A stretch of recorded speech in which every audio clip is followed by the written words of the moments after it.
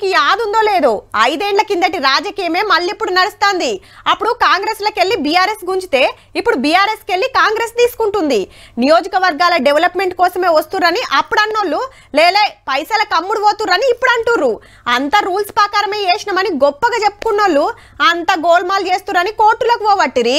కాంగ్రెస్ లకు వచ్చిన కార్ ఎమ్మెల్యేల కేసు వాయిదా పడ్డది హైకోర్టులో. మా పార్టీలో గెలిచి ఆ పార్టీలకు ఎట్లా పోతారు, గా ముగ్గురు పదవులు ఊడవీకాలని బీఆర్ఎస్ పార్టీ వాళ్ళు కోర్టుకు పోయినరు కదా.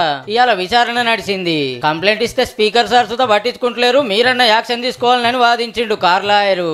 ఒక్క పార్కే ఓడవది కదా, సోమవారానికి వాయిదా వేసింది అన్నట్టు. వీళ్ళు కోర్టుకు పోయినాడు దానం sir, Kadiyam sir, Tellam Venkatrao sir ముగ్గురే.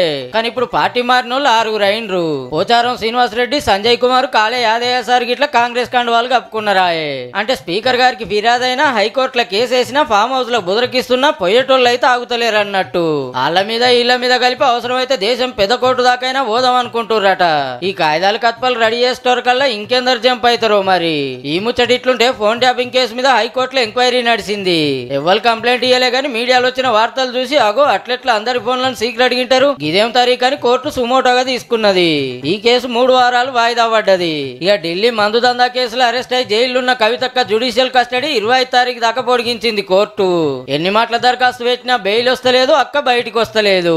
గివ్వుల్లా కేసుల గురించి ఇయాల్టి వార్తలు.